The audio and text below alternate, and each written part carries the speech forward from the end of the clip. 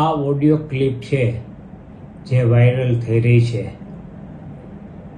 તેના સંવાદને આપણે મૂલવીએ તો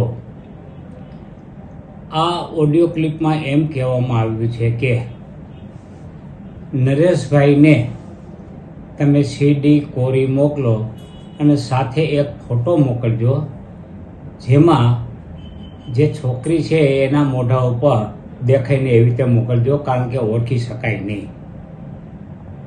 એટલે નરેશભાઈ એને ઓળખી શકે નહીં. એટલે એ બાબત ચોક્કસ છે કે આ કોઈ ત્રાહિત વ્યક્તિની સીડી નરેશભાઈને મોકલવાની હોય અને જો નરેશભાઈ એ છોકરીને ઓળખી જાય તો એમને બોલાવીને સમાધાન કે જે કાંઈ કરી શકે એ કરે નહીં તેવું તેનું કહેવાનું થાય છે.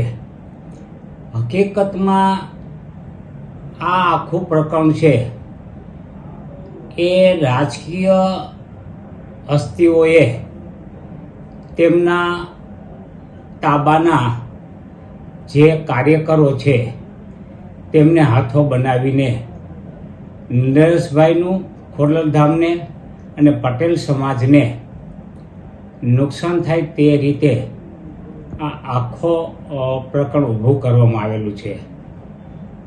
નરેશભાઈનું ચરિત્ર જોતા, નરેશભાઈની શાખ જોતા અને જાહેર જીવનના તેના 50 વર્ષ જોતા નરેશભાઈ એ અનેક સંસ્થાઓમાં કામ કરી રહ્યા છે અને નરેશભાઈ કોઈ પણ પ્રકારના સબસ્ટાન્ડર્ડ વ્યક્તિઓ સાથે પણ તેમની ઉઠક બેઠક ન હોય અને સબસ્ટાન્ડર્ડ પ્રકૃતિ તો એકોર વાત રહી. એટલે આ બાબતે માત્ર ને માત્ર ઉપજાવી કાઢેલ બાબતો રજૂ કરવામાં આવી છે અને જે જિગીષા પટેલ અને બન્ની ગજેરાનો તમે સંવાદ સાંભળો, તેમને આ અગાઉ રકમો કેટલીક વ્યક્તિઓ પાસેથી પડવેલી છે અને વધુ રકમ પડાવવા માટેના આવા કારસાઓ તેઓ કરી રહ્યા છે અને આ અગાઉ પણ આવી બ્લેકમેલિંગ કરવાના ગુનાઓ તેઓ ઉપર નોંધાયેલા છે. એટલે આ સીડીની જ્યાં સુધી પૂરતી તપાસ ન થાય ત્યાં સુધી તેના ઉપર વિશેષ કંઈક કેવું એ મારી દ્રષ્ટિએ વહેલું ગણું. સર, આપ જાણો છો કે ગુજરાતમાં પટેલ સમાજ એ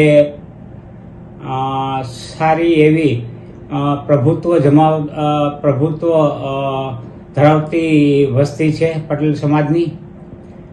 એટલે પટેલ સમાજ ઉપર બધા રાજકીય પક્ષોનો ડોરો હોય એ સ્વાભાવિક છે અને આવા રાજકીય પક્ષો છે એ પટેલ સમાજને એના નેતાઓને પોતાના કાબૂમાં લેવા માટે આવા કોઈપણ પ્રકારના કૃત્યો કરાવતા હોય છે, ડાયરેક્ટલી કે ઇનડાયરેક્ટલી.